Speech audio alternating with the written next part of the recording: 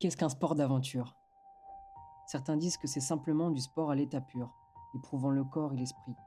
D'autres parlent d'une exploration, un voyage vers l'inconnu où chaque pas, chaque coup de rame ou chaque prise d'escalade devient un acte de volonté. Mais pour nous, qui avons foulé les sentiers du GR20, c'est bien plus que cela.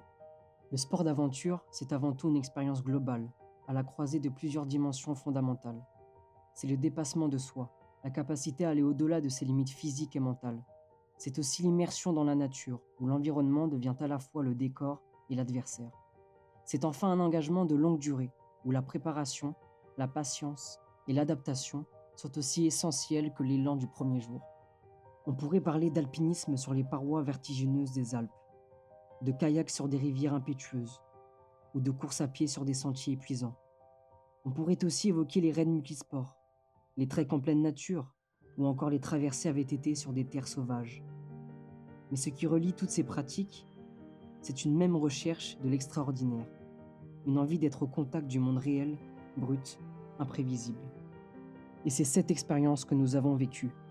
Ensemble, jeunes de l'école d'aventure, nous avons foulé l'un des sentiers les plus mythiques d'Europe, le GR20 en Corse. Pendant plusieurs jours, nous avons marché, gravi, douté, chuté, mais surtout nous avons appris.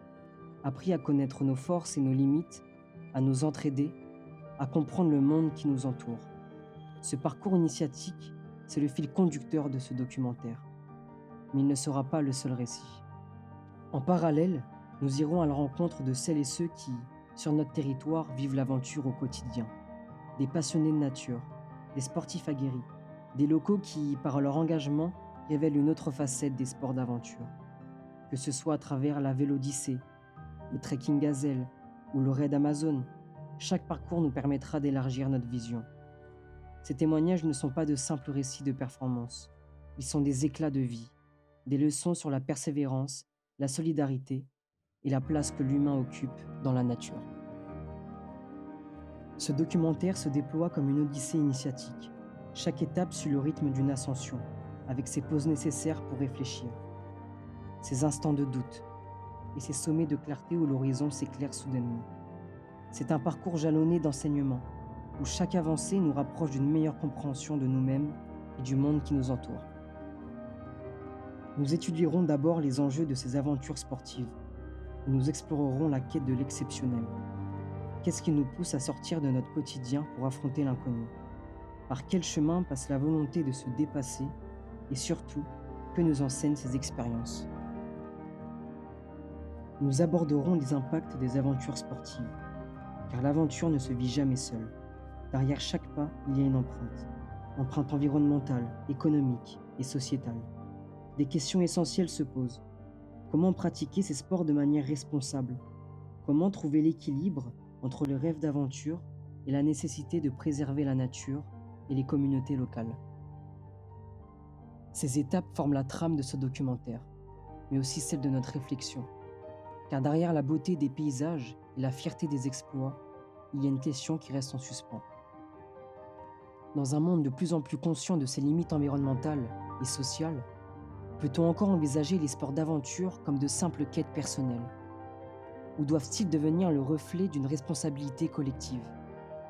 C'est la question qui nous a accompagnés sur les crêtes du GR20.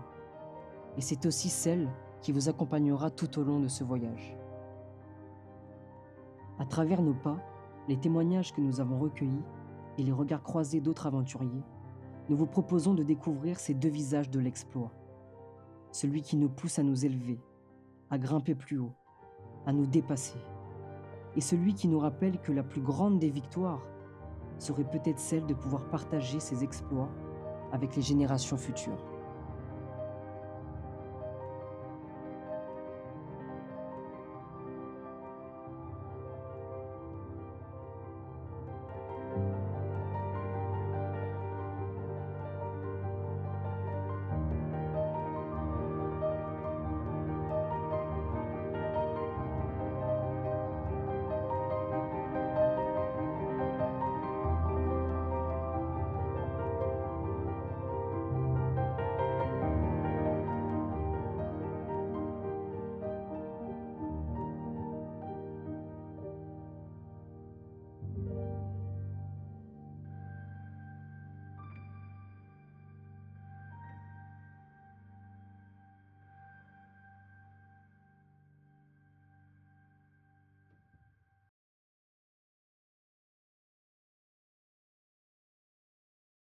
Créé en 1970, en même temps que le parc naturel régional de Corse, ce sentier a été pensé comme un levier de développement touristique pour lutter contre la désertification du cœur montagneux de l'île.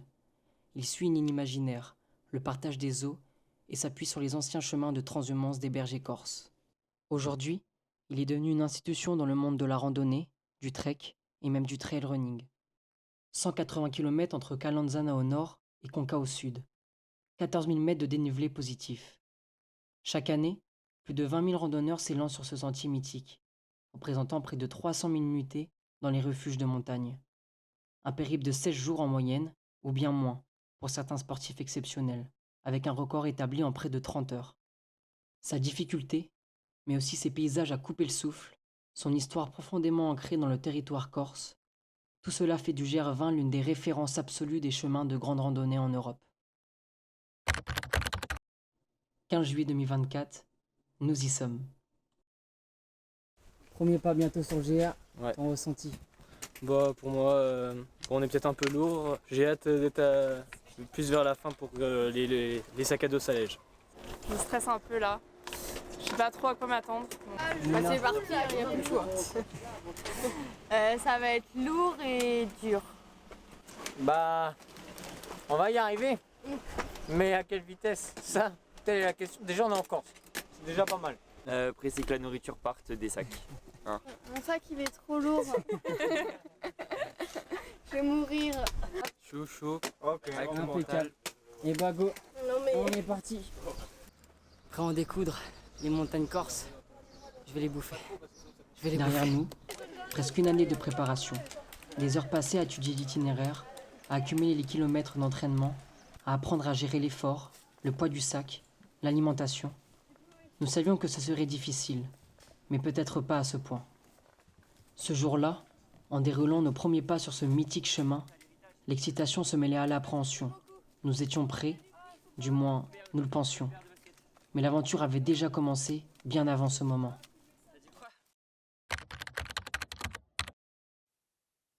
Eh ben, il est né à l'Assemblée générale du club. Ça a commencé par des adultes du club et puis nous, plusieurs personnes de l'école d'aventure, quand on en parlait, de faire une randonnée. D'abord, c'est parti d'une randonnée et après, il y en a qui ont proposé de faire un GR et c'est là qu'il y en a qui ont carrément proposé de faire le GR20 pour nous donner une idée de défi extrême, quoi. On s'est dit pourquoi pas. Hein. Alors ce projet, de base, il partait d'une idée quelconque. Puis ça a pris beaucoup d'ampleur et c'est devenu un projet vraiment sérieux. On a travaillé dessus, on s'est renseigné. Puis on est parti dessus comme ça. Oui, on a commencé à faire des collectes d'argent, des renseignements vraiment approfondis sur le GR, les trucs comme ça. La Corse, les habitants, les trucs. Non, franchement, c'est parti d'une idée toute bête et puis c'est parti en fusée en fait. Ouais, voilà, c'est ça. Ça a décollé. Ouais, après quelques mois de préparation, quelques longs mois de préparation, on s'est vraiment concentré sur le projet et on l'a concrétisé. Au début, quand on a parlé de ça avec eux,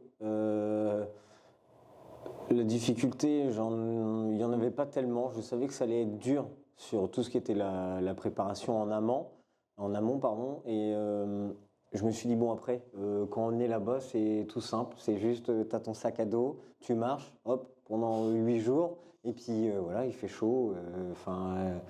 Et au final, c'est quand on a commencé vraiment à se renseigner, à regarder des petites vidéos, tout ça, des documentaires sur le GR20, où là, on s'est dit, ah ouais, C'est pas un truc de rigolo, quoi. effectivement, pourquoi on a dit oui à ça? Mais bon, après, une fois qu'on a dit oui, on a dit oui, et puis on continue à les accompagner à fond, quoi.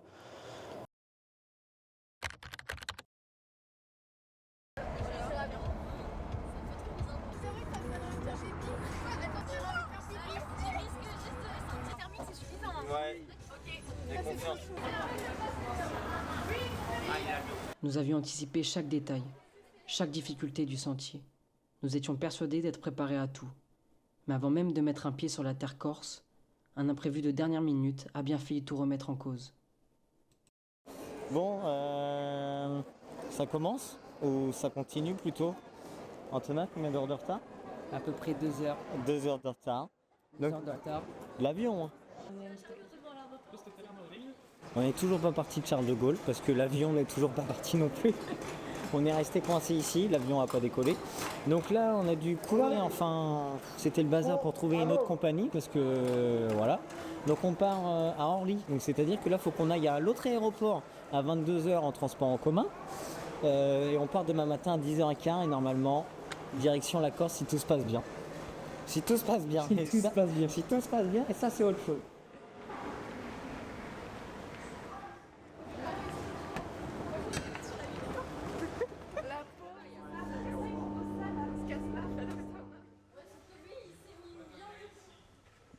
On arrive vers midi en Corse à Ajaccio. Il y a un taxi qui nous attend, qui nous ramène sur le GR20.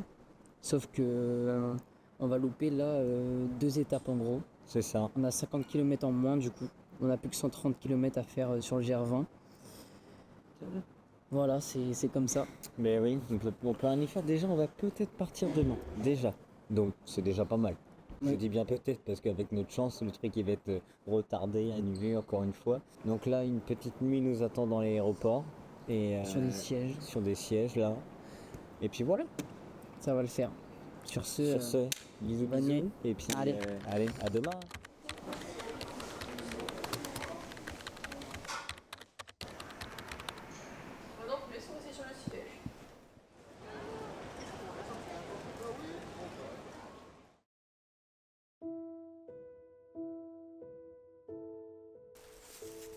Allez les copains. Allez tout le monde, c'est celui-là. Balade de santé. Balade de santé mon gars. Dès les premiers kilomètres, la difficulté nous assomme. Elle s'impose, brutale, écrasante, au point de nous interroger. Pourquoi sommes-nous là? Nina, ça va?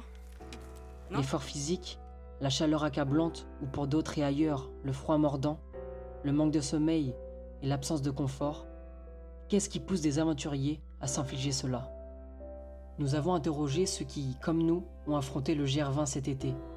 Si certains évoquent la beauté de la destination, tous s'accordent pour parler de motivations plus profondes, plus intrinsèques, le défi personnel, la quête d'une expérience unique et la volonté de se dépasser. Alors pour mieux comprendre ce qui anime ces aventuriers, nous sommes allés à la rencontre de celles et ceux de notre territoire qui, eux aussi, ont choisi de se confronter à l'inconnu. Pourquoi, chacun dans notre aventure, avons-nous décidé de vivre cette expérience? Parce que c'est tellement beau, une fête. Enfin, c'est surtout ça en fait qui est génial. Oui, je pense qu'il y a le côté, c'est rigolo, le côté sportif, compétition, on se prend au jeu, on essaie de regarder le classement. Mais après, pendant notre journée quand même, on en a eu plein les yeux quoi. Et donc on a roulé combien? 12, 13, 14 heures, enfin c'est assez constant. On a traversé la classe et tout ça. Et on arrivait le soir, la nuit tombait, et on regardait à 360 degrés, on voyait rien quoi. Ouais, On disait, bah là on est au milieu de nulle part. c'est somptueux, Donc, c'était... ça déjà c'est quelque chose. Ouais. En journée, tu fais ton sport, tu fais ton vélo, tu fais ton truc, quoi. Et le soir, bah, tu vis aussi quelque chose d'exceptionnel. Et puis dans les endroits où ils t'emmènent, c'est un surpassement de soi, c'est la découverte, c'est une aventure humaine, une aventure physique aussi, d'accord? C'était aussi l'occasion de sortir des sentiers battus, de ce qu'on faisait habituellement en France, sur des terrains connus et tout ça. Pour ma part, c'est un défi sur mes capacités. Comme je le disais tout à l'heure, je suis à la base pas du tout sportive et petit à petit, avec l'effort, on se rend compte de ce qu'on est capable de faire, de ce que notre corps aussi est capable de faire. Voilà, à chaque fois, je profite de là où je suis et de ce que j'ai pu faire. Même là, je rapporte pas la médaille, mais je suis contente de ce que j'ai fait. Je suis allée au bout de moi-même. Le lendemain, je pouvais marcher, je pouvais courir. C'est ça qui est important pour moi. Ça m'a quand même donné envie et puis mis face à moi en me disant tout est possible, même dépasser une phobie. Enfin, je ne veux pas parler de phobie parce que je sais nager, mais bon, vite fait quoi. Mais voilà, ça nous permet de nous confronter à nos peurs, nous dépasser, c'est important dans la vie. Et puis, moi, je suis maman de 3 garçons, je me dis que c'est aussi un exemple de se dire, bah, parfois, on a la trouille, on n'a pas envie, mais on y va quand même et on réussit. J'ai ça en tête, moi, quand j'ai des coups durs, je pense à eux, je me dis qu'ils me suivent, qu'ils sont... Donc, ouais, rien que pour ça, déjà, c'est une satisfaction. À travers les âges, l'homme a toujours cherché à se confronter à ses limites. Selon la théorie de l'autodétermination, développée par les chercheurs et professeurs en psychologie Édouard Dessy et Richard Ryan, notre motivation intrinsèque repose sur 3 besoins psychologiques fondamentaux: la compétence, l'autonomie et l'appartenance sociale. La compétence est ce besoin fondamental de ressentir un sentiment d'efficacité et de maîtrise sur son environnement. Elle alimente la curiosité et le goût du défi, en nous poussant à rechercher des expériences qui, bien que difficiles, restent accessibles avec effort et progression. Le but de ces défis, c'est surtout de se défier soi-même, savoir nos limites, connaître nos limites et jusqu'à où on peut aller. Parce que moi, j'aime bien faire déjà des projets durs, bien quand c'est dur. Et puis, je sais pas, j'ai trouvé que ça serait bien de faire le GR20. Déjà, pour quelqu'un comme moi qui a des problèmes, qui fait le GR20, c'est déjà quelque chose de déjà très fort déjà. On cherche à se dépasser, tout est possible et il n'y a pas de limite. L'autonomie, quant à elle, se réfère au besoin de l'individu de se percevoir comme la source de son propre comportement et de sentir qu'il agit dans ses propres intérêts et valeurs. À mon avis, il y a une bonne dose de... C'est la sensation d'aventure, c'est l'adrénaline que ça peut porter. C'est vraiment... c'est extraordinaire. En fait, on trouve des...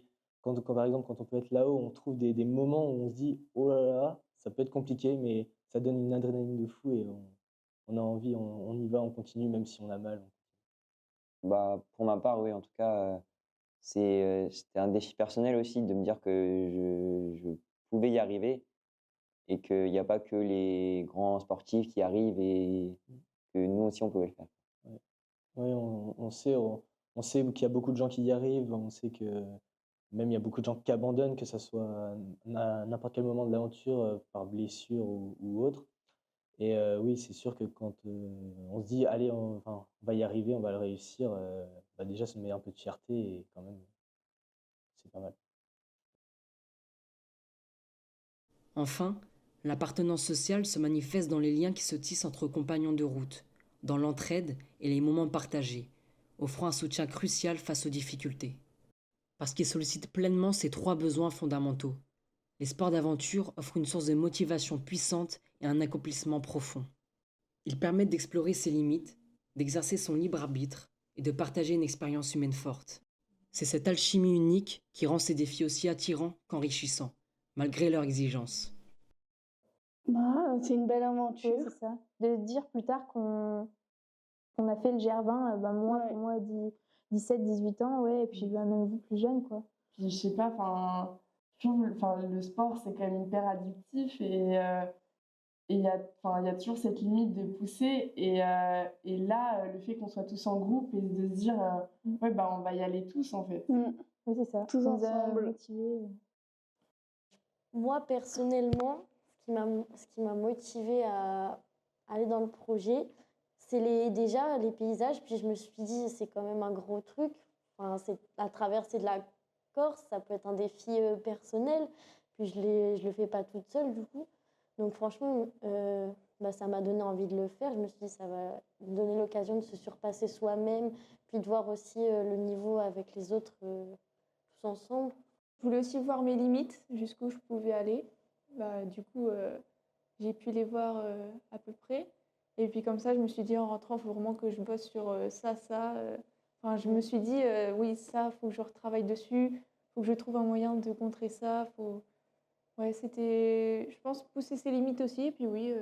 Le fait qu'on fasse partie de, peut-être pas du peu de gens, mais de la plupart des gens qui le font, c'est quand même assez exceptionnel. Puis comme on nous l'a répété durant le GR20, on nous a dit, oui, vous êtes jeune, à votre âge, c'est quand même assez impressionnant de faire le GR20. Voilà.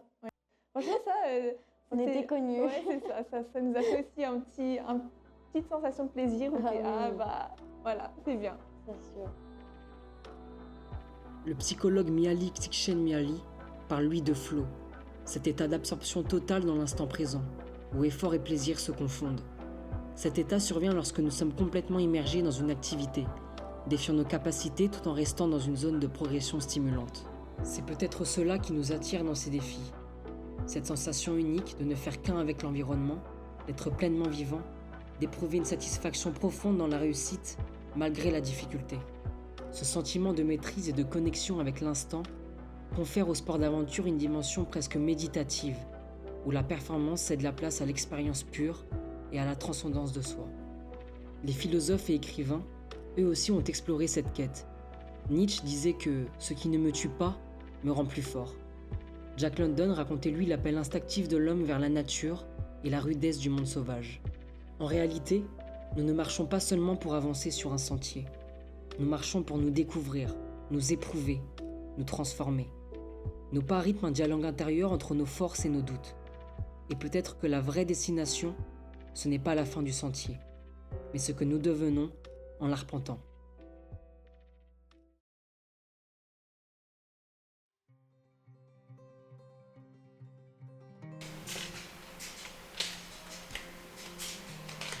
Dès les premières ascensions, la fatigue se fait sentir.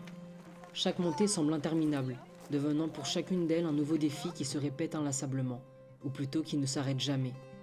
Les muscles brûlent, la respiration se fait plus courte, et pourtant, ce n'est que le début. On n'a pas le droit de se plaindre, on s'est déjà plaint dans la descente, on se plaint pas dans la montée. C'était sur les premiers kilomètres quand on a commencé. Pour rejoindre le GR20. Ouais, et que ça a commencé à monter et là, direct. Je me suis dit mais ça va jamais le faire, c'est pas possible. Et là, j'ai un peu regretté d'être partie. Mais enfin, sans vraiment regretter, mais enfin, je pense que je m'attendais pas à ce que ça parte comme ça. Puis viennent les longues journées, l'accumulation des kilomètres, les départs avant l'aube, les étapes qui s'enchaînent sans réel temps de récupération. Le poids du sac creuse les épaules, chaque pas devient un effort supplémentaire. Nous pensions être prêts, mais rien ne pouvait vraiment nous préparer à cela. Alors moi, j'ai un peu sous-estimé le projet, mais au fur et à mesure où on avançait, j'étais en train de me dire, oula, en fait, je l'ai beaucoup trop sous-estimé. J'aurais dû peut-être plus me préparer mentalement, physiquement. Enfin, j'ai eu une remise en question. Et au final, je me suis dit, oui, c'est un gros projet et j'aurais peut-être dû faire plus pour y préparer que ce que j'avais déjà fait. Je savais, moi, que physiquement, ça allait être très compliqué avec les vidéos qu'on regardait. On avait eu des retours de personnes qui avaient fait le GR. Mais alors, mentalement, que ça soit aussi compliqué mentalement, je m'en doutais pas. Mes parents me le disaient, ouais, ça va être compliqué. Ils m'envoyaient des messages presque tous les jours quand je le pouvais, donc ça me remontait aussi le moral. Mais sinon, mentalement, non, je le pensais pas aussi dur. Plus d'une personne sur 3 qui s'élance sur le parcours n'en verra jamais la fin. Blessures, fatigue, découragement. Bien souvent, c'est le manque de préparation qui en est la cause. Voilà, ils en pouvaient plus et c'était un moment de doute parce que là, tout le monde s'est mis... tout le monde a sorti une petite larme et que la solution, on n'arrivait pas à trouver la solution. On n'était pas au point d'abandonner, mais on s'est dit comment ça va se passer, quoi. Mentalement. Ouais, il faisait chaud aussi, il y avait les problèmes d'eau. Et pour moi, c'était une journée assez compliquée. Pleine d'émotions. Ouais, parce qu'en plus de ça, il faut penser à ceux qui commençaient à avoir une difficulté au niveau de la randonnée. Donc on commençait le groupe à s'écarter de plus en plus. Et donc du coup, forcément, ça crée aussi des tensions là-dessus. Mais voilà, le lendemain, on s'est réveillé de bonne heure et de bonne humeur. Et puis ils sont repartis comme si de rien n'était, entre guillemets. Quand on est en train de rouler depuis le matin sur des cailloux et qu'on n'avance pas et qu'on a un VTT sans suspension, voilà, ça c'est ma pire journée. Quand on n'avance plus, qu'on n'en peut plus et qu'il faut quand même aller jusqu'au bout. Voilà. On a eu une journée un petit peu catastrophique où on était limite à jeter l'éponge. Donc on s'est perdu en fait. Voilà. On s'est perdu. Et donc on s'est retrouvé limite hors délai. On s'est retrouvé dans les dunes, sans eau. Et donc là, ça a été un grand moment difficile.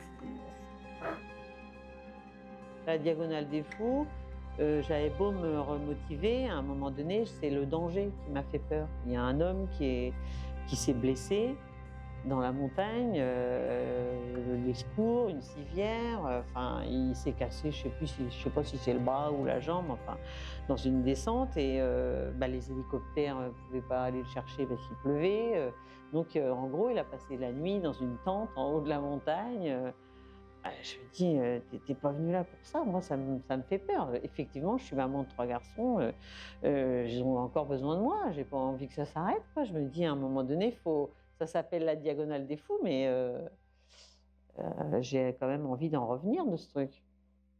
Pour maximiser nos chances de succès, nous avons été accompagnés dans notre préparation par Aurélia, notre préparatrice physique, et Ella, psychologue. Leur expertise nous a permis d'apprendre à écouter notre corps, à mieux gérer la fatigue, à développer des stratégies pour surmonter les moments de doute. Nous ne sommes pas les seuls à avoir ressenti cette difficulté. Plus de 90% des personnes que nous avons interrogées se considèrent comme des sportifs.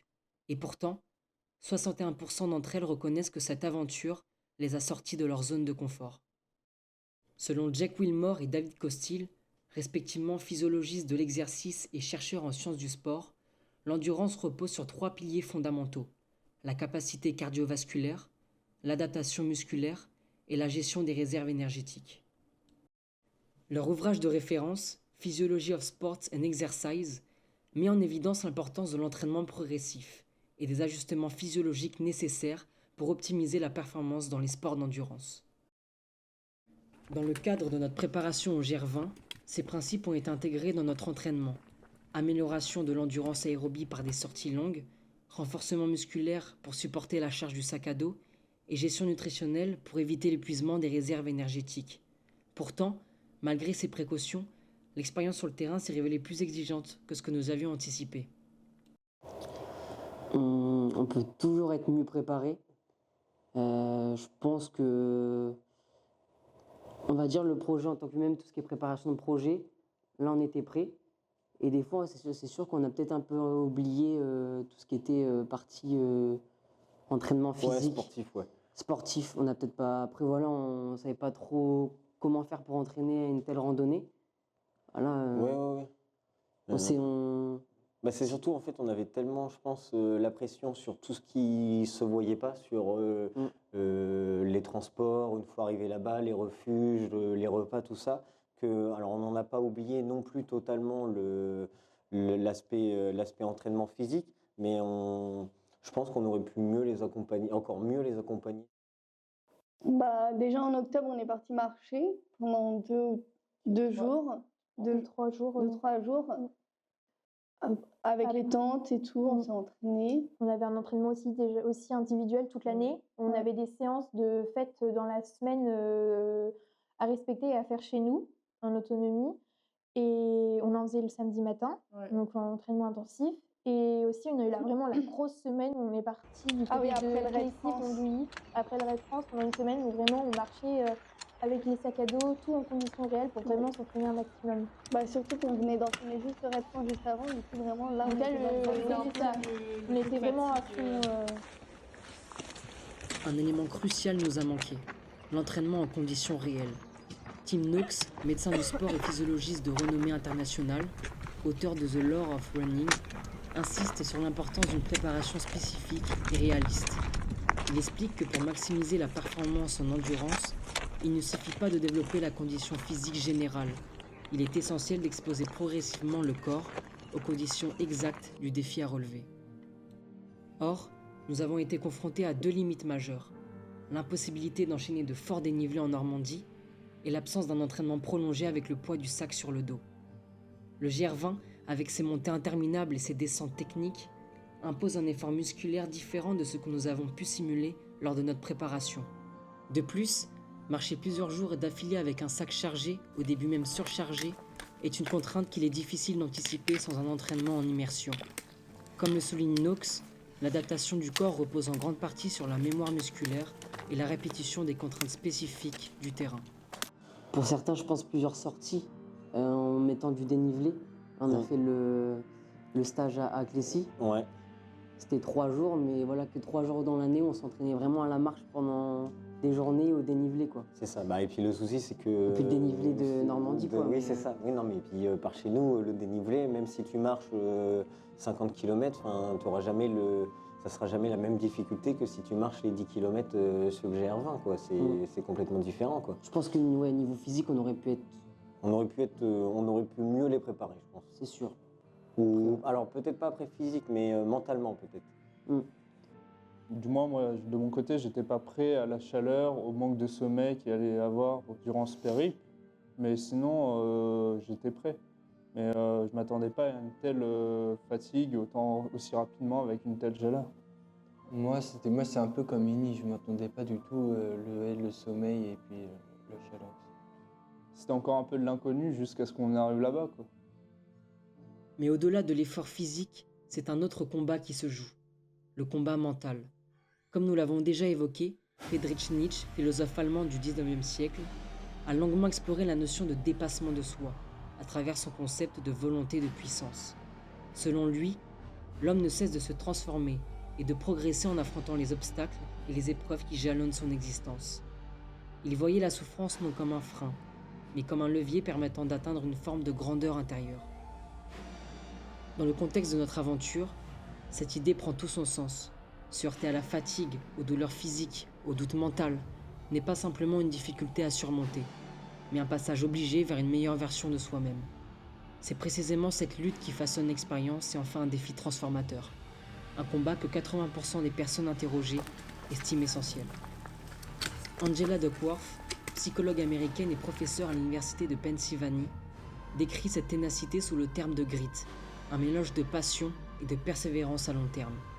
Dans ses travaux, notamment dans son ouvrage Grit, The Power of Passion and Perseverance, elle démontre que la réussite ne dépend pas uniquement du talent ou des capacités physiques, mais surtout de la capacité à persévérer malgré les difficultés. Cette idée trouve une résonance directe dans notre aventure. Affronter la fatigue, les épreuves physiques et mentales, et surtout, ne pas abandonner face aux obstacles. Comme l'ont montré les témoignages recueillis, c'est souvent cette résilience qui fait la différence entre ceux qui terminent le GR20 et ceux qui renoncent en chemin. C'était le physique, même si on était entraînés, parce qu'on a fait plein d'entraînements, vraiment tous, que ce soit chacun de notre côté ou tous ensemble, il y a un moment quand t'arrives plus à avancer, t'as vraiment tellement mal que c'est difficile. C'est assez compliqué parce que généralement les moments de doute, c'est quand notre corps il nous dit stop, tu peux pas continuer, etc., que tu essayes de pousser à bout. Mais pour certains, tu te rends compte que ça empire, que tu vas pas pouvoir. Ou pour d'autres, ça va mieux, et puis continuer, c'était la meilleure solution, etc. Mais je sais pas comment expliquer que se remotiver, c'est assez compliqué. Hein. C'est un travail sur soi, c'est beaucoup de mental aussi. Donc, c'est assez compliqué. C'est, comme Clem l'a dit, beaucoup de mental. En fait, c'est là où l'effet de groupe est bien, c'est que ça nous remotive aussi. Et puis aussi, il y a des passants, quand j'avais le coup de mou, qui nous disaient comme on l'a dit, vous êtes les jeunes, trop bien, continuez, vraiment, vous êtes super. Ou même des jeunes, des passants qui nous disaient tous, allez-y, faites gaffe, il y a ça, mais vous pouvez le faire, tout ça. Et ça rebooste un peu. Et puis après, tu arrives, tu dors, et puis le matin, tu repars à fond. Et puis voilà, c'est des coups de mou, mais c'est le mental. Le mental, il faut beaucoup le travailler. C'est ça qui fait qu'on y arrive à la fin. Exactement. Pourtant, seuls 43% des randonneurs déclarent s'être suffisamment préparés mentalement. Graham Jones, psychologue du sport et expert en performance mentale, a étudié comment les athlètes d'endurance gèrent la pression et le doute dans des conditions extrêmes. Ces travaux mettent en avant 2 stratégies clés pour optimiser la résilience mentale. L'autodialogue positif, qui consiste à reformuler les pensées négatives en encouragement interne, et la fixation d'objectifs courts, qui permet de rendre un défi globalement immense plus accessible en le décomposant en étapes atteignables. Dans le cadre de notre aventure, ces principes prennent tout leur sens. Au fil des journées, nous avons essayé de ne pas nous laisser submerger par la distance ou le nombre de dénivelés restants, mais à avancer kilomètre après kilomètre, ascension après ascension. Mais par moments, même les objectifs à court terme semblaient inatteignables, rendant chaque journée sur le sentier une véritable épreuve de résilience. Alors Antonin, dis-moi, maintenant qu'on est là, qu'on voit cette montagne et qu'on se dit que c'était là-bas qu'on était ce matin, qu'est-ce que ça te fait toi? Ça me dit que on est capable de tout. On est capable de tout? La montagne là-bas, Ouais. on va faire qu'une bouchée. Celle-là, oui, parce que c'est notre suite. Hein. La montagne là-bas, voilà, c'est notre suite. Et qu'une bouchée pour toi? Non, en vrai, c'est dur, c'est physique. Ouais. C'est là que le mental joue, mais ça va le faire. Et là, il nous reste à peu près 5 heures de marche. C'est un défi à faire. C'est un défi à faire, c'est bien. C'est un truc qu'on doit relever et faire ça bien. Ok. Et pour toi, quand tu vois la montagne là-bas et que tu sais que c'était là-bas qu'on était, qu'est-ce que tu te dis? Bah, comme ça, t'as l'impression que c'est très long à monter. Ouais. Mais quand t'es dedans, bah finalement t'as pas l'impression que c'est. Tu as l'impression que ça va plus vite? Ouais, t'as l'impression que ça va plus vite, mais quand tu regardes comme ça, tu dis dans ta tête t'as beaucoup de choses à monter, mais tu dis que ça va aller parce qu'avec le mental, on n'a pas le choix. Bah oui, on a mental, quoi. Je trouve ça grave démoralisant parce que et dire qu'on a fait genre tout, en mode on a fait tout ça, il n'y a que 4 km et que demain on en fait 30. Donc pour toi c'est vraiment démoralisant? Ouais. Okay. Non en vrai genre je suis là en mode waouh on a grave avancé et tout. Ouais. C'est quand même en mode ça redonne un peu de trucs mais t'es là quand tu réfléchis 2 secondes après t'es là en mode mais en fait on a fait 4 km donc les 30 demain mais qu'est-ce qu'on va faire? Ouais c'est vraiment un effort physique et en fait on fait pas tant de kilomètres que ça. Ah oui non et puis c'est dur, t'as l'impression de, je sais pas, d'en faire 45 alors que t'en as fait 4. Ouais. 4 pauvres kilomètres.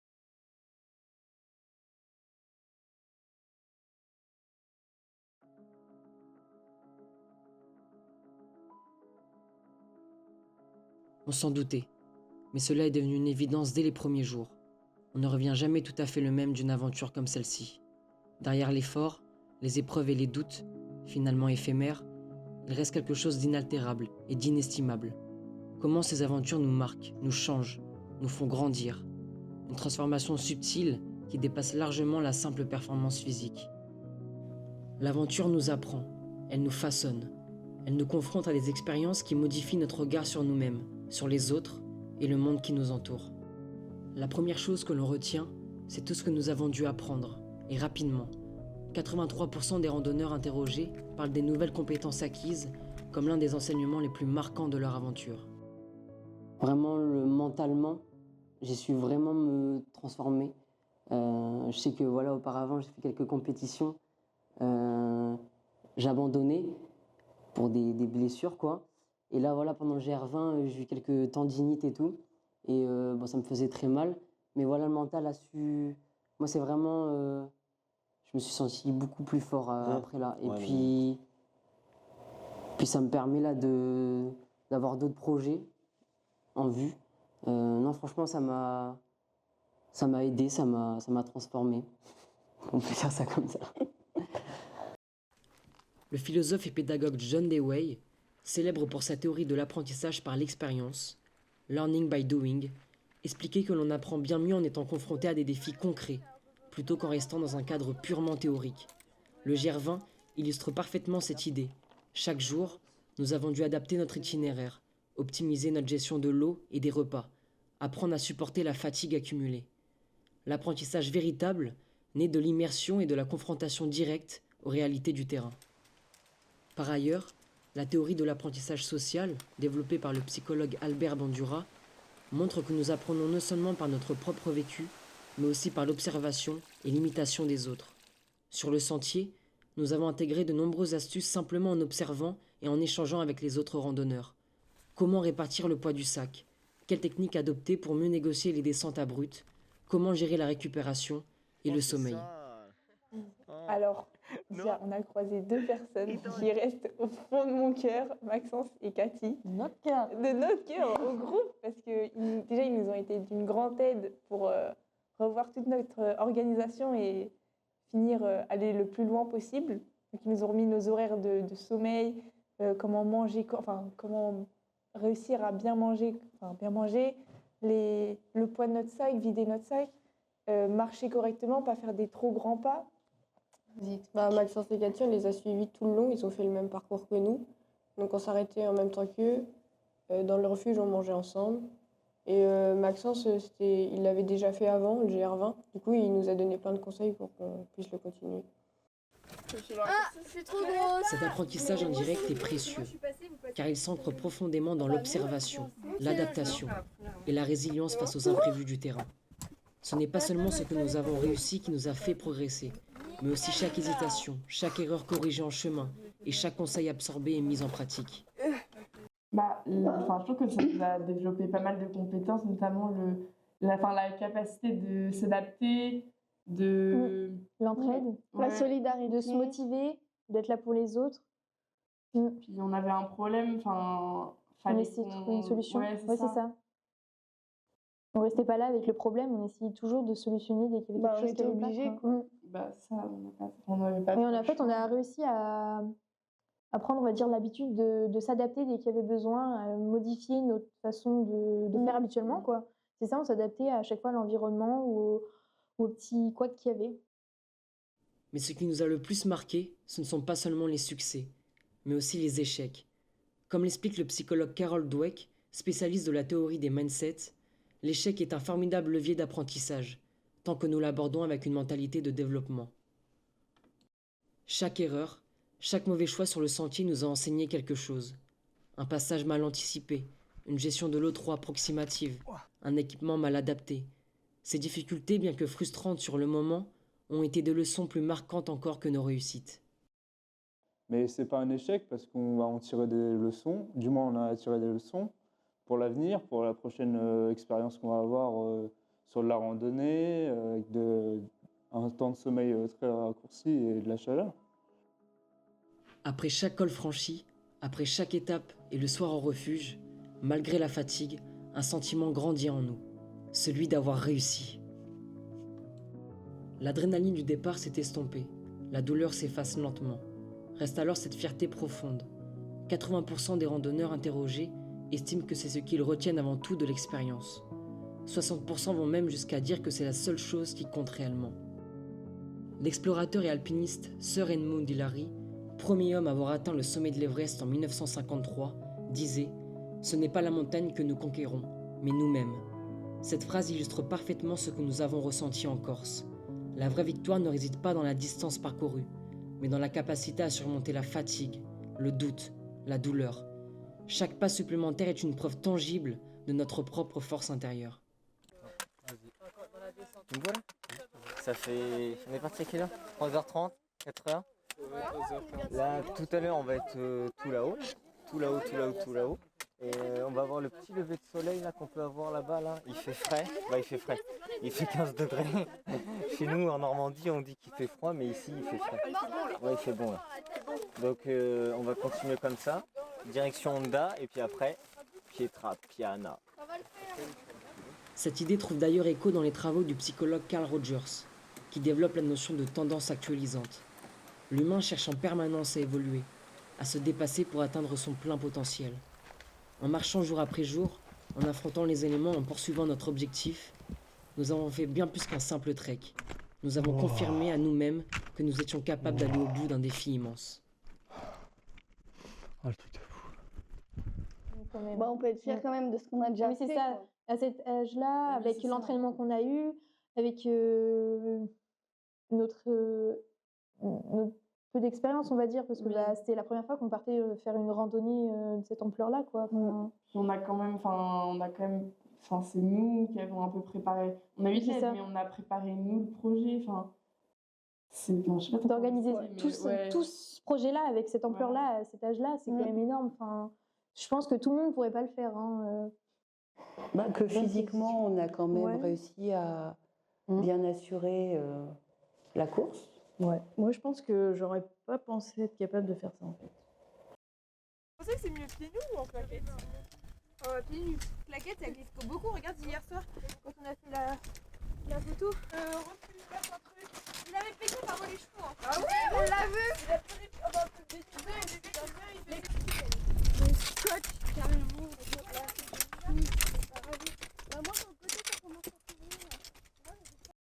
Mais l'aventure ne se vit jamais seule.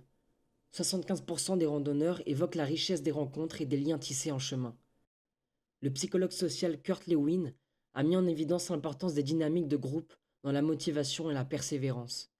Il expliquait que la présence des autres joue un rôle clé dans notre capacité à persévérer face à l'adversité.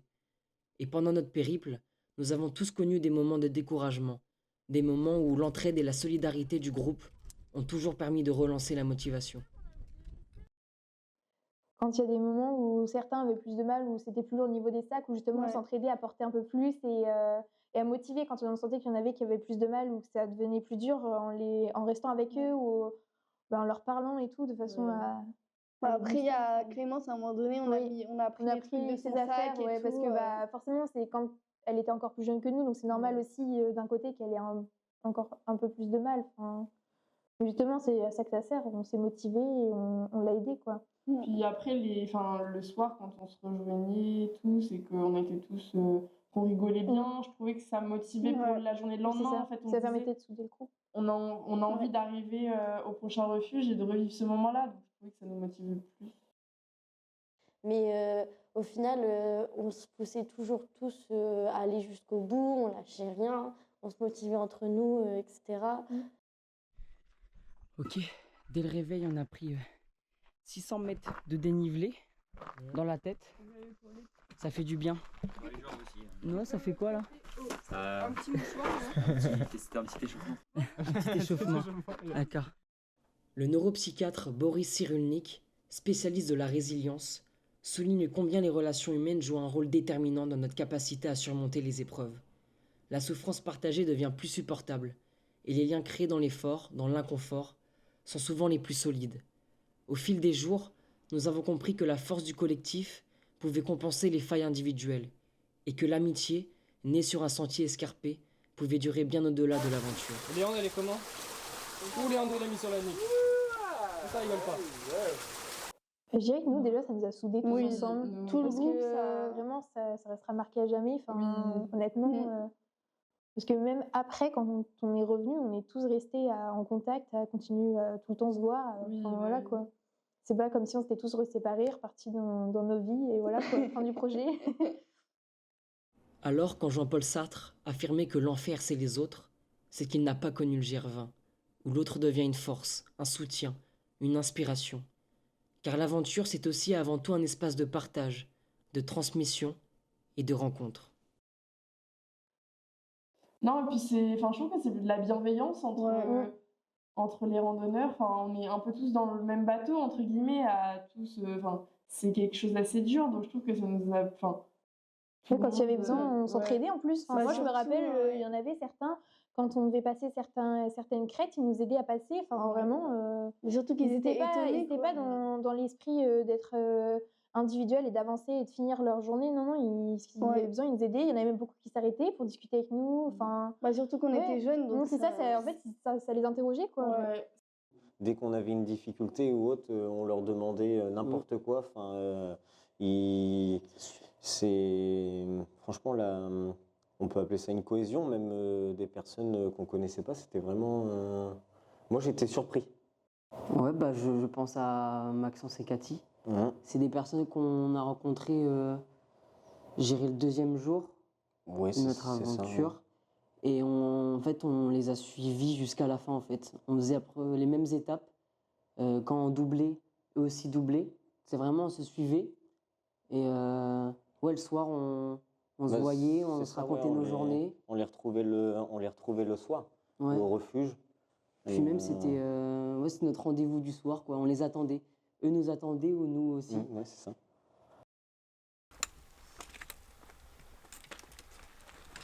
L'anthropologue et sociologue David Le Breton, dans son ouvrage Éloge de la marche, explique comment la marche sollicite autant le corps que l'esprit et agit comme un processus de réflexion et de transformation intérieure. Marcher, c'est philosopher en mouvement. C'est ce que nous avons vécu sur le sentier. Un cheminement physique, mais aussi une introspection profonde qui nous a permis de redéfinir nos limites, nos aspirations. Bien souvent, la longueur de l'effort nous laisse confronter à nous-mêmes, à nos souffrances, offrant à chaque pensée le temps de cheminer et de grandir pour arriver à pleine maturité, nous faisant ainsi grandir à son tour. Le mythologue Joseph Campbell a quant à lui théorisé le monomythe, ou voyage du héros, un schéma narratif universel où un individu quitte son quotidien, affronte des épreuves, en tire des enseignements et revient transformé. Les sports d'aventure suivent exactement cette trame. Chaque sportif traverse des moments de doute et de souffrance, mais en ressort grandi, porteur d'une nouvelle perception de lui-même. Donc c'est autre chose, mais c'est vraiment là une introspection. L'envie de rencontrer des gens et de partir vraiment en autonomie seule, vraiment là pour vivre une aventure égoïstement parce que j'ai envie de faire ça que pour moi, partir avec mon petit matériel, mais aller jusqu'au bout. Voilà, pour rencontrer, partager et me connaître encore plus. Oh, ça pète. C'est beau, Yon. Nous pensions partir à la conquête d'un sentier. En réalité, nous avons conquis une nouvelle version de nous-mêmes.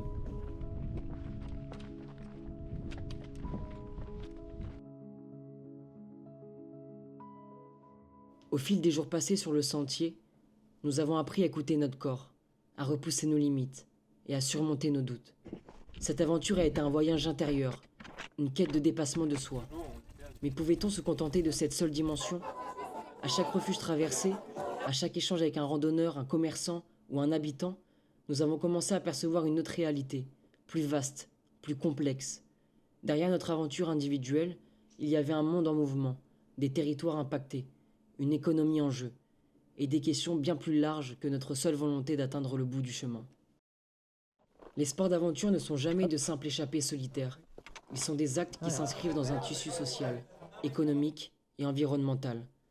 En empruntant ces sentiers mythiques, nous participons à un système qui transforme les paysages, influence l'économie locale et modifie même le mode de vie des populations qui nous accueillent. Chaque pas est un choix, chaque étape a ses conséquences. Alors que nous poursuivons notre traversée, ces questions sont devenues plus présentes.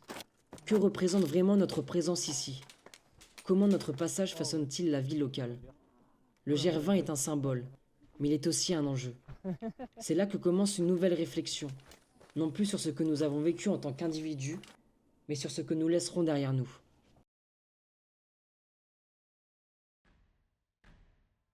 Quand on marche sur le GR20, on pense à l'effort, au défi, au paysage à couper le souffle, mais rarement à l'impact économique de notre présence ici. Pourtant, chacun de nos pas a des conséquences bien réelles, bien tangibles, qui façonnent la Corse et ceux qui y vivent. Environ 20 000 randonneurs parcourent ce sentier chaque année. Ils injectent près de 50 millions d'euros dans l'économie locale et au-delà. Hébergement, nourriture, transport, équipement. Chaque dépense alimente un vaste système économique. À première vue, c'est une bonne nouvelle. Le GR20 génère une activité économique essentielle pour l'île. Il permet aux commerçants de prospérer, aux hébergements de se remplir, et à plus de 350 travailleurs saisonniers de trouver un emploi. La Corse tire des revenus importants du GR20. 65 à 70% des dépenses restent sur l'île, profitant aux refuges, gîtes, taxis, épiceries et commerces locaux. Mais à qui profite réellement cette économie ? Le parc naturel régional de Corse est gestionnaire de la majorité des refuges du GR20, mais il n'en est ni le propriétaire foncier, ni l'exploitant direct. Cela signifie qu'il doit louer certains espaces et infrastructures, dont les coûts restent d'ailleurs peu, voire pas documentés. Ces refuges sont placés pour la plupart en délégation de services publics, et les délégataires versent une redevance totale de seulement 97 000 € au parc. Cette somme, étrangement faible par rapport aux revenus générés par les refuges, estimés à 12 millions, interroge sur la répartition des bénéfices réels de cette activité. La Chambre régionale des comptes a d'ailleurs pointé une certaine opacité sur les résultats financiers des délégataires, ces derniers ne publiant que peu d'informations sur leurs bénéfices réels. Que ça soit déjà l'emplacement pour dormir, ensuite pour y manger. Déjà rien que ça, c'est un budget, donc je pense qu'ils ont compris comment ça marchait et ils se font plaisir dessus. Et un moment où on a sauté l'étape à Honda, on a voulu acheter de l'eau potable, mais il n'y en avait plus. Et pourtant, la bouteille d'eau de 50 centilitres était à 8 € je crois. Et ils s'étaient fait dévaster comme ça en une journée parce qu'en fait, tout le monde avait peur, même avec les pastilles de purification d'eau. Ça marchait pas, ça. On nous a dit que ça marchait pas, donc on n'a pas tenté non plus. Voilà, c'est ça. Et si le GR20 est un véritable moteur économique, une partie non négligeable, 30 à 35% des dépenses des randonneurs ne bénéficient pas à l'économie insulaire, mais est captée par de grands groupes, compagnies aériennes, plateformes de réservation en ligne, grandes enseignes de sport. C'est vrai que moi, je me rappelle rien que le coût du matériel, parce que du coup, j'ai dû le payer moi-même et j'avais absolument rien du tout. Ça m'a coûté vraiment pas loin des 1 000 €. Non, c'est pas une blague en plus. Hein. De l'autre côté, se pose également la question de l'accessibilité financière des sports d'aventure. Est-ce que tout le monde peut s'offrir cette aventure? A priori non, loin de là. Selon la Fédération française de la randonnée pédestre, le budget pour 15 jours sur le GR20 varie entre 800 et 1 500 €, en fonction du niveau de confort souhaité et de la période. Il peut même monter à plusieurs milliers d'euros pour être accompagné par un guide ou bénéficier du portage des bagages. Et ce budget est presque dérisoire comparé au coût d'autres aventures, organisées dans le désert d'Afrique du Nord ou dans les jungles d'Asie du Sud-Est par exemple. Je pense que oui, il y a tout type de personnes qui peut accéder au raid Amazon, mais parce qu'elles sont sponsorisées.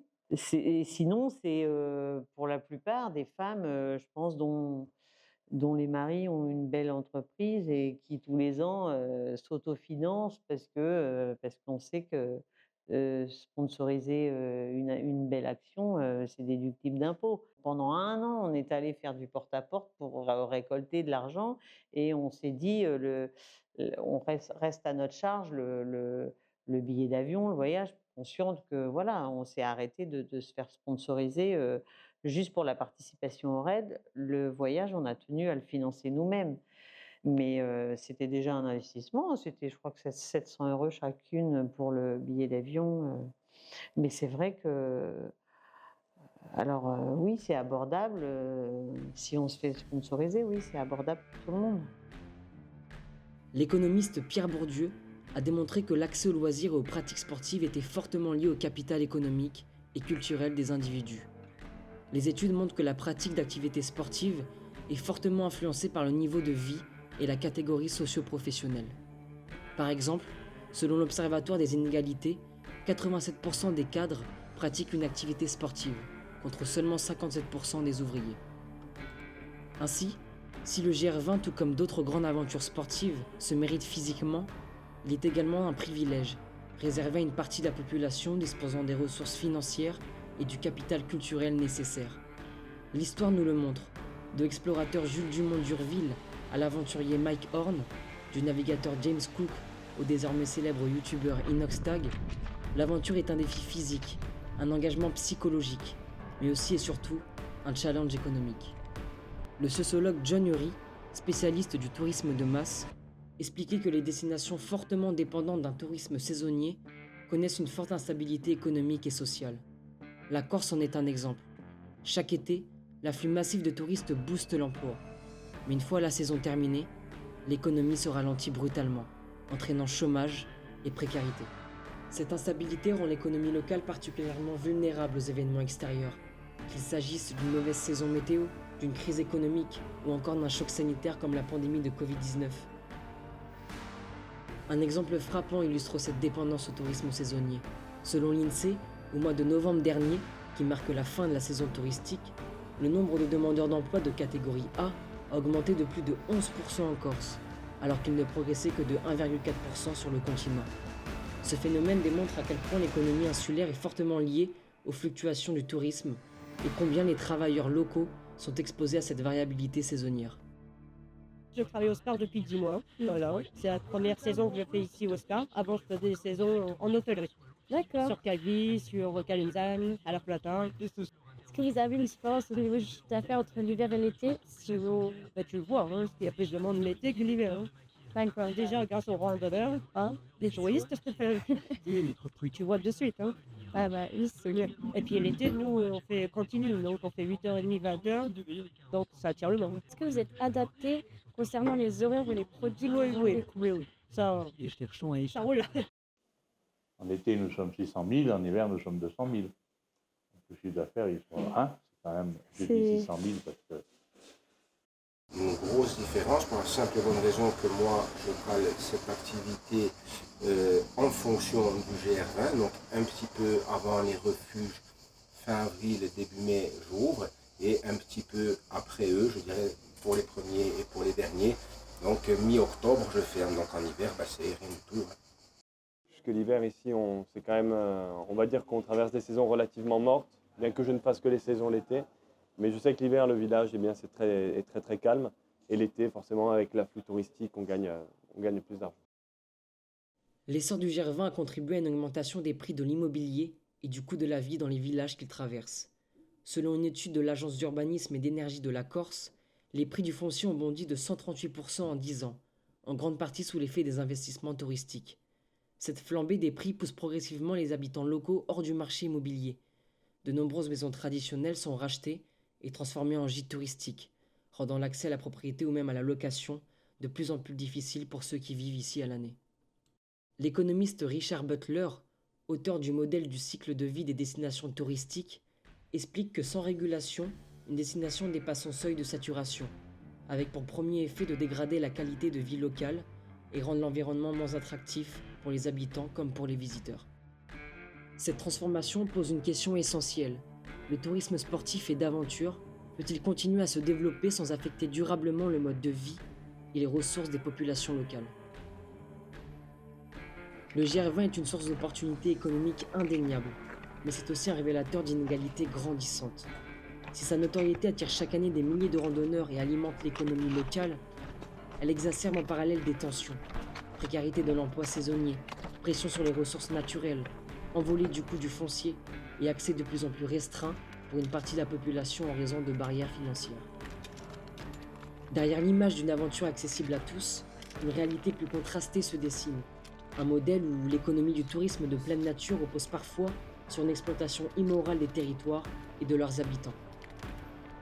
Un modèle qui questionne, d'autant plus lorsque ces aventures nous emmènent loin de nos frontières, dans des pays où l'écart de niveau de vie entre l'aventurier et les populations locales devient abyssal, presque indécent. Les évolutions à venir devront nécessairement trouver un équilibre entre développement économique et préservation du territoire, entre attractivité et accessibilité. Car si l'aventure doit rester un espace de liberté et de découverte, elle ne doit pas se transformer en un privilège réservé à quelques-uns, ni en un simple levier économique exploité au détriment des populations locales. Le défi est là, préserver l'essence de l'aventure sans en faire un luxe, et s'assurer que l'impact positif l'emporte sur les dérives d'un tourisme incontrôlé. Les décisions futures devront trouver un équilibre entre rentabilité et accessibilité, entre exploitation économique et respect du territoire. Car si l'aventure appartient à tous, elle ne doit pas devenir un privilège.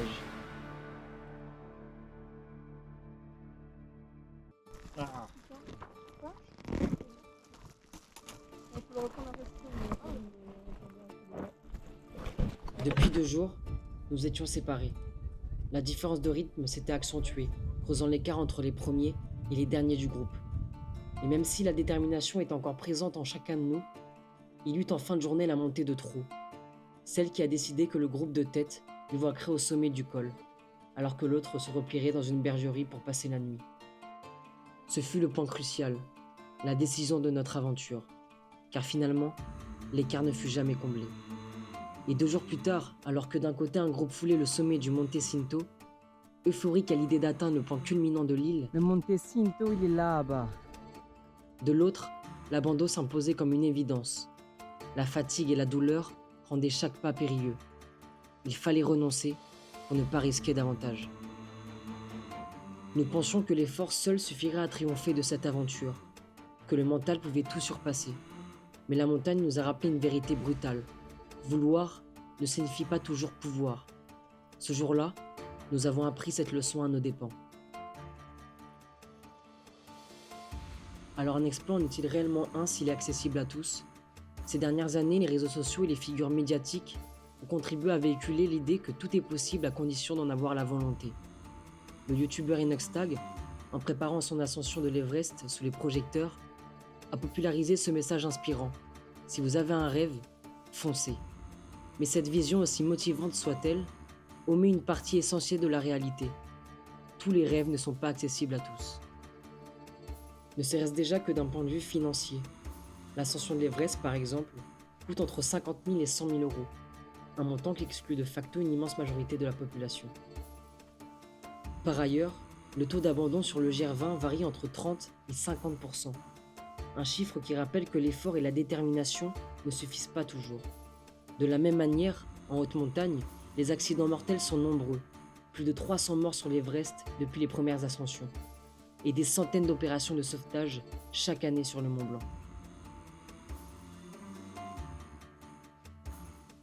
En glorifiant l'idée que tout défi est à portée de main pour qui s'en donne les moyens, cette médiatisation excessive façonne une illusion dangereuse. Elle alimente la frustration de ceux qui, malgré leurs efforts, se heurtent à leurs propres limites et exposent à des conséquences parfois dramatiques, ceux qui, mal préparés, se lancent dans des aventures qui les dépassent. Les sports d'aventure véhiculent une image de liberté et d'évasion, mais cette liberté a un prix. Derrière l'apparente accessibilité de ces défis se cache un entre-soi, marqué par des barrières économiques, culturelles et sociales. Car au-delà des moyens financiers, l'accès à ces sports est aussi une question de capital culturel. Selon le sociologue Loïc Vacan, spécialiste des inégalités sportives, les pratiques de pleine nature sont fortement corrélées au milieu social.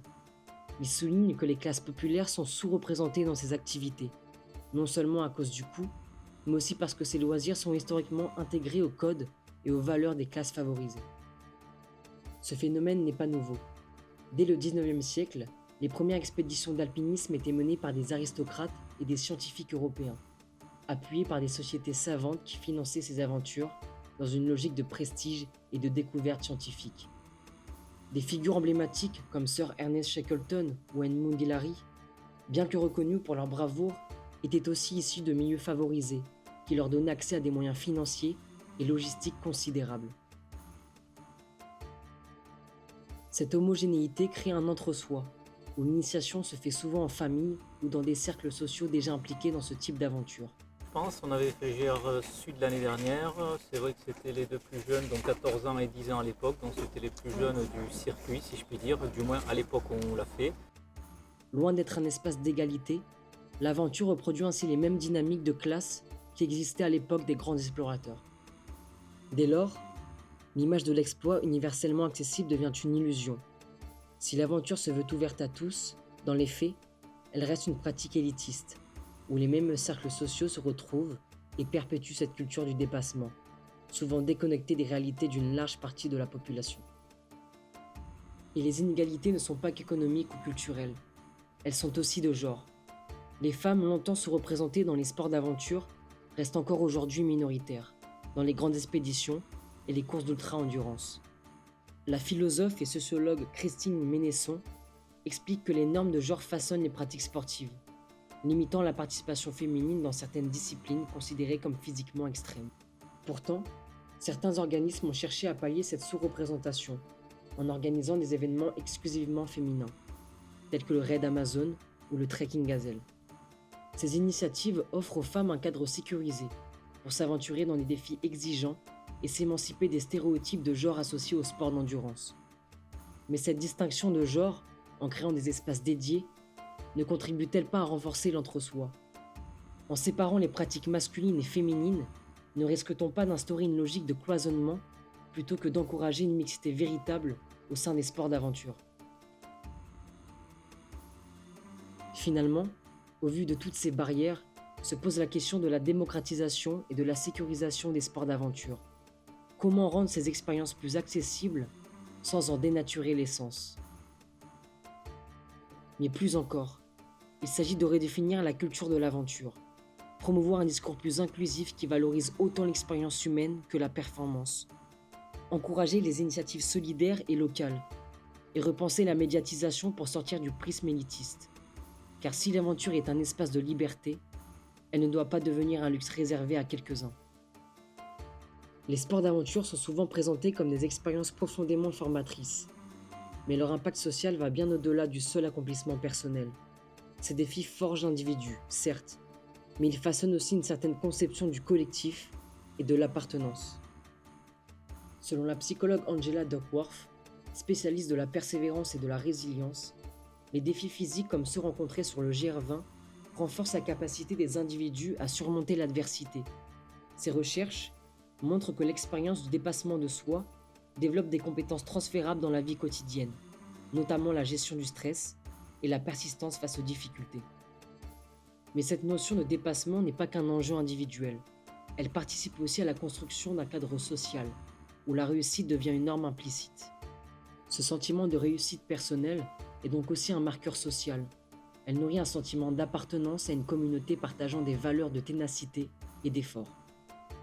Pourtant, à nouveau, cet entre-soi interroge. Ces défis créent-ils réellement du lien social au sens large, ou renforcent-ils uniquement les connexions entre des individus partageant déjà les mêmes références culturelles et économiques? Le partage d'un bivouac, l'entraide sur un passage difficile, les discussions en refuge créent des liens uniques entre randonneurs. Pour 75% des personnes interrogées, les rencontres humaines font partie des éléments les plus marquants de leur aventure. Mais ce lien social est paradoxal. Il concerne principalement d'autres randonneurs, souvent issus d'un même milieu social. La sociologue Bénédicte Mathieu, spécialiste des loisirs de pleine nature, observe que ces expériences renforcent les connexions entre individus partageant des codes similaires, mais qu'elles créent peu de véritables échanges avec les habitants locaux. Le rapport entre les sportifs et les populations locales reste souvent artificiel. Alors les habitants locaux, on n'a pas beaucoup de contacts. Dans le désert, on était un peu seuls, quoi. Enfin, il y avait pas de... Les échanges se limitent parfois à des interactions fonctionnelles, achats dans les épiceries des villages traversés, nuitées en refuge, prestations touristiques, sans véritable immersion dans la vie locale. Si l'on salue l'hospitalité des habitants, rares sont ceux qui prennent réellement le temps d'échanger, de comprendre les réalités du territoire qu'ils traversent. Dans le pire des cas, cette relation entre aventuriers et population locale peut même être façonnée par une certaine mise en scène du territoire et de ses traditions. Comme l'observe le sociologue Dean McCannell dans son ouvrage The Tourist, A New Theory of the Leisure Class, les destinations touristiques, y compris celles prisées par les aventuriers, tendent parfois à promouvoir un folklore artificiel, adapté aux attentes des visiteurs. Cette mise en spectacle du territoire, pensée pour correspondre à une vision idéalisée de l'authenticité, crée un décalage entre la réalité locale et l'expérience perçue par les voyageurs. Ainsi, l'interaction entre randonneurs et habitants peut se limiter à une consommation superficielle de la culture locale, loin d'un véritable échange. Les aventures d'hier se construisaient sur une quête de l'inconnu, où le territoire lui-même était l'enjeu. Aujourd'hui, elles semblent davantage guidées par une volonté de dépassement personnel, qui n'a de sens que si elle est partagée, voire médiatisée. L'exploit n'est plus seulement une conquête de l'espace, mais une affirmation de soi face aux autres. Mais au-delà de ces évolutions, ne nous appartient-il pas de repenser les aventures de demain ? Une aventure fondée sur le respect des territoires et de leurs habitants, sur l'échange plutôt que sur la seule performance, sur une accessibilité réelle plutôt qu'un défi réservé à une élite. Nous avons appris sur nous-mêmes en parcourant ces montagnes, mais nous avons aussi appris qu'aucune aventure ne se vit en vase clos.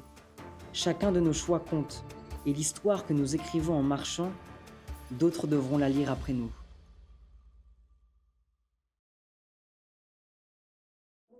Nous avons marché des jours durant, fouillé les chemins sous un soleil implacable et gravi des cols épuisants. Nos pas semblaient nous rapprocher d'une nature intacte, préservée, sauvage. Mais derrière l'émerveillement, une autre réalité s'impose. Un écosystème fragilisé, des sentiers marqués par l'érosion, des sources polluées. Nous avons voulu être des voyageurs respectueux. Mais peut-on véritablement fouler ces montagnes sans en laisser de traces ? Les sports d'aventure puisent leur essence dans la nature et entretiennent avec elle une relation intime. Fasciné par tout ce qu'elle a à offrir, l'aventurier en oublie alors que son passage laissera inexorablement une empreinte. La grandeur des paysages nous donne l'impression d'une nature immuable. Mais notre passage, aussi éphémère et furtif soit-il, modifie son équilibre fragile, laissant des marques visibles ou invisibles, altérant les sols, les sentiers, l'eau, l'air et même la faune et la flore qui nous entourent. Non, enfin, on n'a aucune légitimité à aller faire ça là-bas. Enfin, Non. Enfin, c'est devenu un terrain de jeu. Enfin, le désert est devenu un terrain de jeu là-bas, mais on n'a pas légitimité à aller là-bas parce que même si on est à vélo, on abîme la nature, enfin l'environnement. Parce qu'on va faire du vélo, peut-être qu'on va rouler sur des plantes sur lesquelles on ne voit pas qui. Oui, c'est ça. Enfin, puis on dérange peut-être la faune locale, enfin qu'on voit pas forcément, mais bon, il y en a obligatoirement une. Avant même que nos chaussures foulent les pierres du GR20, notre aventure avait déjà laissé une trace invisible mais bien réelle, celle du carbone relâché dans le ciel. La majorité des randonneurs arrivent en Corse par avion, plus de 20 000 personnes chaque année venant des 4 coins de la France et d'ailleurs. Si l'on additionne tous ces trajets, l'empreinte carbone du GR20 atteint 4600 tonnes de CO2, soit l'équivalent de près de 2000 hectares de forêt détruits en une seule saison. Plus d'un tiers de la surface brûlée lors d'un incendie moyen en Corse. C'est vrai que dit comme ça, oui, c'est beaucoup et ça fait un peu culpabiliser de se dire que du coup on y a participé pour 2 semaines quoi, de randonnée. Mais moi, ce qui me paraît énorme surtout, c'est que ceux du continent. Ouais. Et là, c'est ça qui me dit que c'est énorme en fait. Et malgré cela, plus de 85% des personnes que nous avons interrogées ne pensent pas avoir un impact significatif en termes d'empreinte carbone. Nous avons marché des jours entiers pour ressentir la grandeur de cette île. Mais à plusieurs reprises, parfois de manière incessante toute une journée, un bruit nous ramenait à une autre réalité, celui des hélicoptères.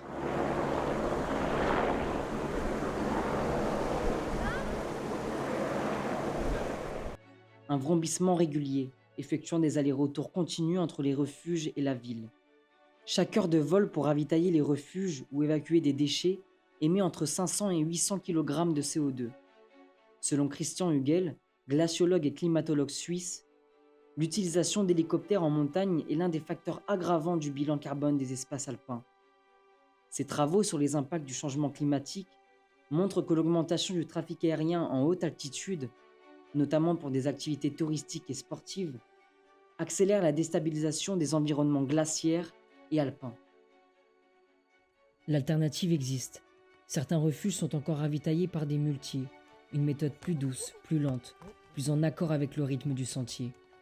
Bien que cette tradition tende à disparaître peu à peu, jugée moins efficace et trop coûteuse face aux moyens modernes, elle représente une alternative cohérente, prise au sérieux sur le GR. Mais parfois, l'impact environnemental des sports d'aventure est plus visible. Qu'en est-il des déchets, ces traces laissées derrière nous et qui témoignent de manière plus locale de notre passage? Alors là, grande question. On ne sait pas trop. Nous, nos déchets, tout ce qui était barres, nos papiers de bar, on les gardait, on les conservait jusqu'à ce qu'on trouve des poubelles. Après, on a pu observer qu'il y avait des héliportages. Donc on suppose qu'à chaque héliportage, les déchets qui sont récupérés dans les refuges sont renvoyés dans la vallée grâce aux hélicoptères. Et après, nous ne savons pas ce qu'ils deviennent, mais ils arrivent quand même à se débrouiller pour qu'il y ait un minimum de déchets qui restent sur place. C'est une bonne question. Oula, je pense qu'ils sont transportés par hélicoptère, à mon avis. Enfin, il y en a qui, oui. Peut-être qu'il y en a qui sont descendus en même temps quand ils vont chercher leurs provisions, descendus en même temps. Oui, je pense, je l'espère. Mais c'est très bonne raison. C'est vrai. À l'échelle mondiale, certains lieux mythiques en sont devenus les symboles. Lorsqu'on parle de montagnes légendaires, on imagine des paysages immaculés, des horizons vierges de toute empreinte humaine. L'Everest, à juste titre baptisé le toit du monde, symbole absolu de l'exploit humain, est aujourd'hui un cimetière de déchets qui lui vaut un autre surnom dans le milieu de l'alpinisme, la plus haute décharge du monde. Chaque année, plus de 50 000 tonnes de détritus s'amoncellent sur ses flancs, laissés par des alpinistes en quête de gloire. Tentes abandonnées, bouteilles d'oxygène vides, emballages plastiques. Même à des altitudes où l'air se fait rare, notre empreinte demeure, figée dans la glace pour des décennies. Ici, l'impact n'a rien d'invisible. Il est brut, oppressant, impossible à ignorer. À des milliers de kilomètres de là, sur le GR20, la situation semble tout autre. Mais est-ce vraiment le cas? En découvrant ces images, nous avons repensé au GR20. Ici, nous n'avons pas vu de montagnes jonchées de bouteilles en plastique ou de tentes abandonnées. Le sentier, dans sa majorité, reste propre et les randonneurs semblent sensibles à la gestion de leurs déchets. Est-ce la preuve d'une prise de conscience chez les aventuriers?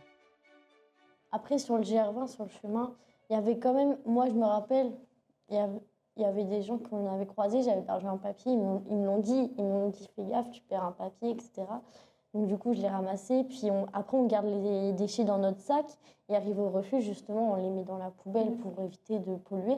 Mais le fait d'avoir croisé des gens qui m'ont fait la remarque, je me suis dit qu'on n'était pas les seuls à faire attention. Donc, du coup, sur le GR20, on savait tous ce qu'il fallait faire. Nous avons interrogé les randonneurs, mais aussi des sportives ayant participé à d'autres expéditions. La Vélodyssée, le Trekking Gazelle, le Raid Amazon. Toutes et tous affirment avoir été attentifs à leur impact, cherchant à limiter au maximum leurs déchets et à respecter les lieux qu'ils traversaient. Un signe encourageant. Mais alors, si nous ne voyons pas de déchets, qu'en est-il de ceux que nous produisons? Mieux faire. Enfin, après, voilà, c'est un budget aussi pour eux. Je pense de déplacer les déchets. Mais le fait d'incinérer, c'est vrai que... c'est la facilité. C'est pas quelque chose de responsable. Non. C'est pas... Oui, c'est hop, je fais mon petit feu derrière le refuge, personne ne le voit. Hop, je le fais quand tout le monde est parti la journée. Nous avons observé deux choses sur le GR20. D'une part, une partie des déchets est brûlée directement sur place, y compris des plastiques et autres matériaux non destinés à l'incinération. De petits incinérateurs improvisés dégagent des fumées noires, dont les résidus se dispersent dans l'air et dans le sol. Et d'autre part, certains déchets sont cachés dans des décharges sauvages, à peine dissimulées à l'abri des regards. Malgré cela, une grande partie des déchets est bien évacuée, comme nous l'avons vu, par hélicoptère ou par muletier. Mais alors une question subsiste. Une fois redescendus de la montagne, que deviennent-ils? Dans un rapport publié en juillet 2024, la Cour des comptes révèle une réalité alarmante. La Corse est la région de France métropolitaine qui produit le plus de déchets ménagers par habitant. Paradoxalement, elle est aussi la région qui dispose de la plus faible capacité de valorisation de ces déchets. Autrement dit, l'île peine à limiter son recours à l'enfouissement et doit envoyer une grande partie de ses déchets sur le continent. Chaque année, ce système de collecte et de traitement coûte plus de 102 millions d'euros au territoire, représentant pour certaines collectivités plus de 80% de leur budget de fonctionnement. Si les randonneurs du GR20 s'efforcent de ne pas abandonner leurs déchets sur le sentier, leur impact ne disparaît pas pour autant. Il n'est pas visible, comme sur les flancs de l'Himalaya, mais il exerce une pression sur des infrastructures déjà saturées, avec des conséquences environnementales et économiques bien réelles. Ce poids se répercute directement sur les habitants, confrontés à une gestion des déchets de plus en plus coûteuse et complexe. Mais au-delà de notre comportement, c'est parfois juste notre présence qui marque l'environnement. Le GR20 traverse des écosystèmes d'une grande richesse, mais aussi d'une grande fragilité. À force de passages répétés, la faune et la flore sont soumises à des pressions considérables. Les sentiers érodés, les zones de bivouac improvisées et le piétinement intensif menacent des espèces parfois endémiques. Certaines plantes alpines, adaptées à des conditions extrêmes, sont particulièrement vulnérables aux perturbations humaines. Selon une étude menée par Marion Micheneau, ingénieure de l'École nationale des travaux publics de l'État, l'augmentation des pratiques sportives de pleine nature a un impact direct sur la fragmentation des habitats et la modification du comportement des espèces locales. Elle démontre ainsi que les activités de pleine nature ont un impact direct sur les cycles de reproduction et l'évolution des zones d'habitat du gypaète barbu, dont la population en Corse est passée de 10 couples répertoriés en 2009 à 3 couples en 2020. Elle explique également que le piétinement massif, tel que le connaît le GR20, modifie la composition du sol de manière significative. Compactage du sol, modification du pH, diminution de la biomasse microbienne, appauvrissement en nutriments et augmentation de l'érosion. Autant de facteurs déclenchés par nos pas, qui sont identifiés comme une menace pour 42% des espèces végétales présentes jusqu'aux 20 mètres du sentier. Et elle nous rappelle enfin que lors de leur aventure loin de chez eux, les sportifs ne voyagent pas seuls. Elle explique ainsi qu'une étude menée sur un trail en Afrique du Sud, le Outer African Trail Run, a permis de mettre en évidence que près de la moitié des espèces de plantes récoltées sur les chaussures des coureurs en fin de course étaient des espèces exotiques envahissantes, qui n'étaient pas présentes avant la course. L'introduction d'espèces exotiques envahissantes est l'une des 5 causes identifiées comme responsables de l'extinction de la biodiversité que nous connaissons actuellement, et contribue, selon l'Office français de la biodiversité, à 60% des extinctions d'espèces à l'échelle mondiale. Quel marcheur en parcourant le GR20 peut imaginer que sous la surface de sa semelle se joue un enjeu d'une telle ampleur? Boire l'eau d'une source de montagne a quelque chose de pur, d'essentiel. On la recueille à pleine main, on la sent glaciale sur nos lèvres, on l'imagine venir des sommets enneigés. Mais cette eau, qui semble infinie, ne l'est pas. L'eau est aujourd'hui l'un des enjeux les plus cruciaux de notre siècle, souvent qualifiée d'or bleu, tant elle est précieuse et convoitée. Sur toute la planète, des millions de personnes n'ont pas accès à une eau potable suffisante, et pourtant, certains aventuriers foulent des terres où l'eau est rare, sans toujours mesurer l'impact de leur passage. En montagne, où chaque source est une richesse fragile, l'équilibre est d'autant plus menacé. Sur des sentiers très fréquentés comme le GR20, la gestion de cette ressource devient un véritable défi, tiraillé entre la nécessité de répondre aux besoins des randonneurs et la préservation d'un milieu qui ne peut pas toujours supporter une telle pression. Avec ses 20 000 randonneurs consommant plus d'1 million de litres d'eau par saison, uniquement pour l'hydratation, ce sont plus de 2,5% des ressources en eau potable de l'île qui sont ainsi confisquées à la population locale. Et pendant que nous arpentions le GR cet été, 137 communes des 360 que compte la Corse étaient sous le coup de mesures de restriction d'eau, dont 12 communes avec un accès restreint à l'eau potable. Sur cette même période, une épidémie de gastro-entérite a touché plus de 80 randonneurs sur le GR20 en seulement 2 semaines, mettant en lumière un problème majeur, la contamination des sources d'eau. Selon un rapport préliminaire de l'Agence régionale de santé corse, cette pollution serait due à une accumulation de déchets organiques autour des sources et à un mauvais traitement des eaux usées dans certains refuges, mettant en cause directement le développement de la pratique sur le GR. Cette situation aurait également impacté la population locale, plusieurs villages signalant une augmentation des cas de troubles digestifs. Bien que l'épidémie ait principalement concerné les randonneurs, les habitants dépendent également des mêmes points d'eau pour leur usage quotidien, révélant l'interdépendance entre tourisme et ressources vitales. Cette problématique n'est pas propre au GR20. En Himalaya, l'impact du tourisme sur la ressource en eau est alarmant. Selon l'UNESCO, avec la fonte des glaciers qui s'accélère dans le massif himalayen, la problématique des déchets que nous avons déjà évoquée est une source de contamination directe des cours d'eau, qui desservent une population de 2 milliards de personnes, un quart de la population mondiale vivant de part et d'autre du massif. Les camps de base des différents sommets, qui accueillent chaque année des milliers d'alpinistes et des dizaines de milliers de trekkers, sont devenus de véritables foyers de contamination. Les eaux de ruissellement dans ces zones contiennent des niveaux élevés de bactéries coliformes fécales, témoignant de la contamination des cours d'eau par les déchets humains. Depuis près de 50 tonnes de déchets, y compris des matières organiques non traitées, sont abandonnées chaque année dans la région, mettant en péril les sources d'eau utilisées par les communautés locales. Ce phénomène met en évidence une problématique globale. Dans ces zones isolées, l'essor du tourisme d'aventure s'accompagne d'une exploitation des ressources qui dépasse souvent les capacités de régénération de l'environnement, avec des conséquences allant bien au-delà de ce que chaque aventurier peut imaginer.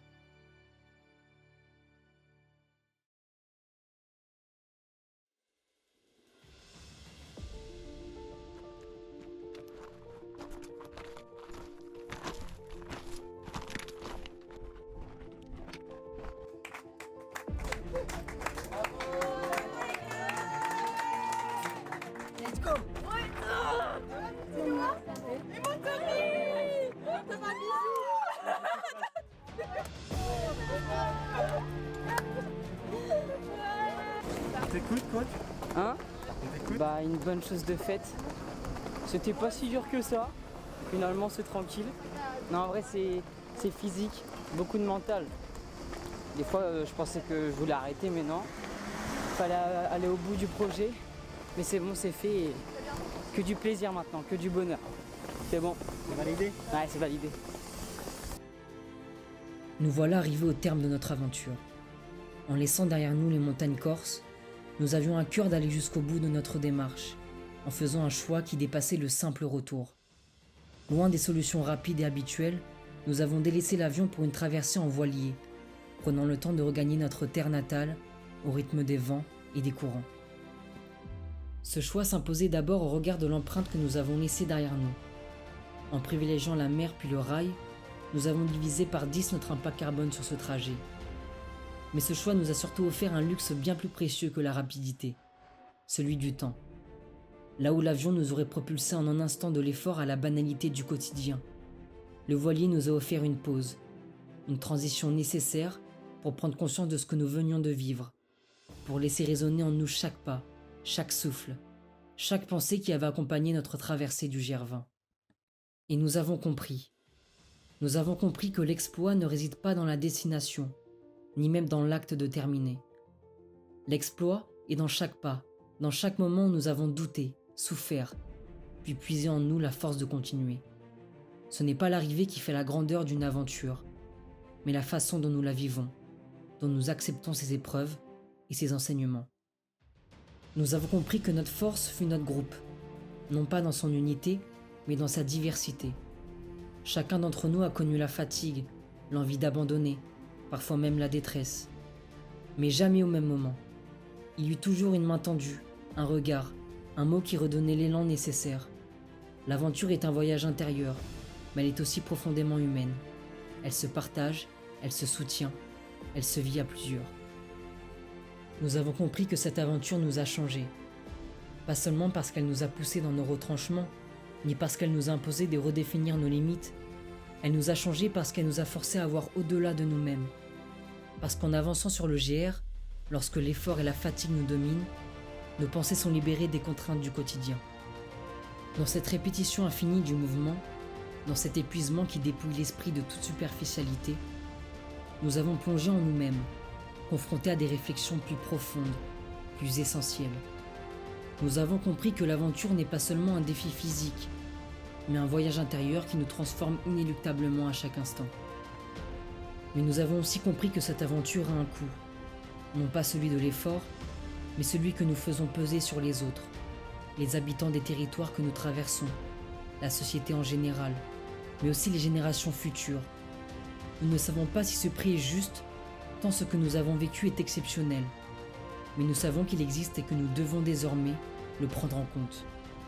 Nous avons compris que nous sommes des privilégiés, privilégiés d'avoir eu la chance de vivre cette aventure, privilégiés aussi de savoir que ces expériences ne sont pas accessibles à tous, que la montagne, le désert, l'océan restent des terrains de jeu sélectifs, où la force physique, les moyens financiers et le contexte social jouent un rôle majeur. Et enfin, nous avons compris que nous avions un rôle à jouer, un rôle pour que ces aventures restent possibles, mais surtout pour qu'elles deviennent accessibles à tous. Un rôle pour que les prochaines générations puissent elles aussi s'émerveiller, se dépasser, découvrir l'inconnu tout en respectant les territoires et les populations qui les accueillent.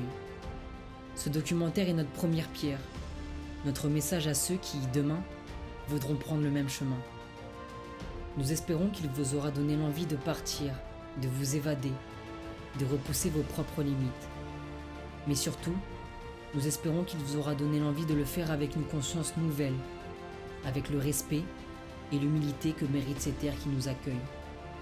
Ces espaces qui ne nous appartiennent pas et que nous avons le devoir de préserver.